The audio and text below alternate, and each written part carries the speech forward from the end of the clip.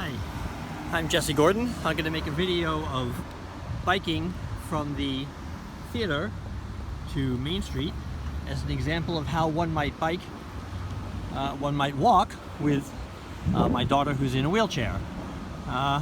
First thing, I crossed the street here to demonstrate the push buttons. That's great. Sometimes the push buttons don't work, which I've got an example of up the street. Those push buttons make it that the light changes from green to red and are sort of essential when you're crossing with a wheelchair because you're going pretty slow. What I want to focus on is the sidewalks. You can see the cracks in the sidewalk here, and the streets, and so on, and look at the different things that we might fix, which I'd like to do on the town council. These crosswalks are great. I think the theater took some time to do it very nicely. Well, except when trucks occupy the sidewalks, but yes, I know he was going to be on a video, and we'll forgive him for that. Oh, I missed the broken one. So over here is a nice crosswalk crossing button, but if you look at it, there's no actual button there. You can't do anything, so you can't make this light change. So, in other words, that one is not functioning. Making things that are supposed to be functional is really the essence of keeping up on infrastructure. It's really the same with sidewalks and streets. You can see this sidewalk's pretty good. You'll see there's some cracks. But mostly the problem with sidewalks is that they're quite often missing entirely. So if you look where we are now, on the other side of the street there is no sidewalk. We're about to hit the Mojitos, the old country club, Randolph Country Club. There's no sidewalk on that side at all, which means if you're walking on this side, you're good. If you're walking on the other side, you're out of luck. For wheelchair access, this is okay. Those cracks will stop wheelchairs sometimes. There's worse coming later. For the street, well, you can see the street is not exactly the best paved street. What you'll hear a lot of people say as well, this street, which is Museo Drive and now going into Warren Street, is Route 139. That's a state street. Yes, that's true. The issue with the state street is you have to involve the state in order to do the repairs. I think that's one of the roles that the town council should take, is getting the state to keep up their roads and we keep up our roads.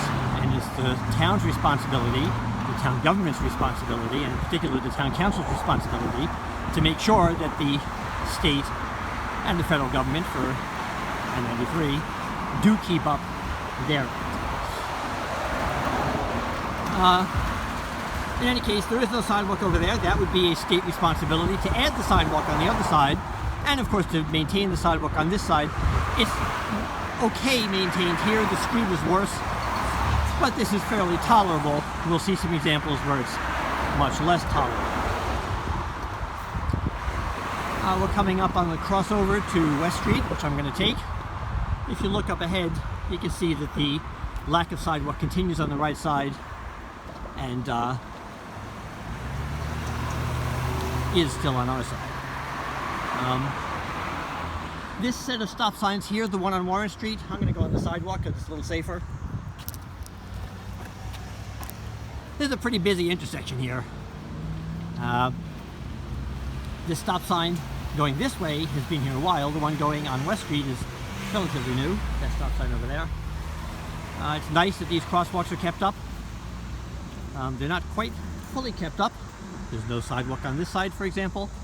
And if you look on this side, you can see there's no wheelchair ramp here. It looks like they thought about a wheelchair ramp. I don't know exactly what that is. Maybe it's a bicycle ramp. But they never quite did it. Okay, so now we're on West Street. If you look at West Street, it is perfectly paved in the street. I live on West Street. I'll note my house when we pass it. My wife notes that why do they pave this street so often when there's so many other streets and so many other projects that ought to be done? I don't know. There's some rules about that, about how much of a through street it is. West Street is a through street, so they do get paved more often.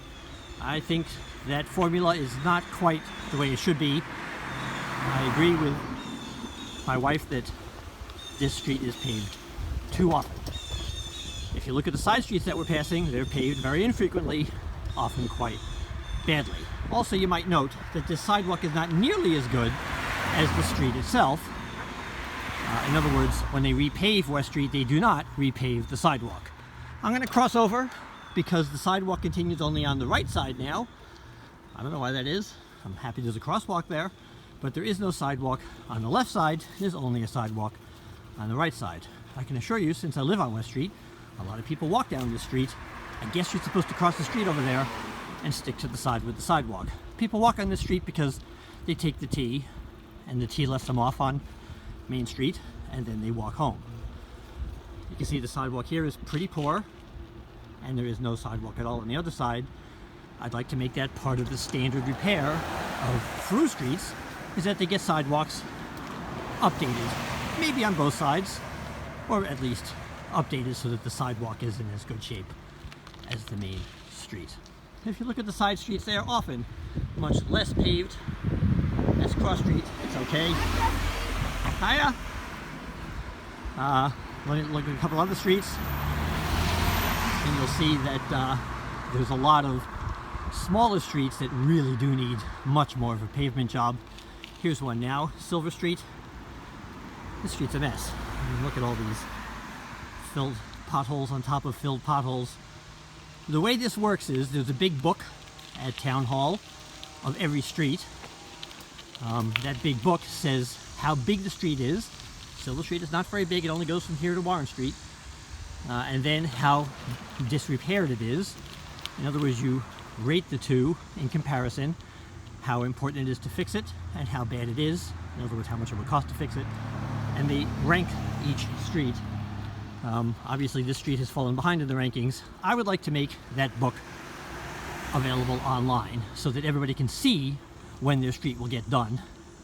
There's a purpose to that. The purpose is that if people see that their street's not going to get done for 10 years, which is a pretty common complaint,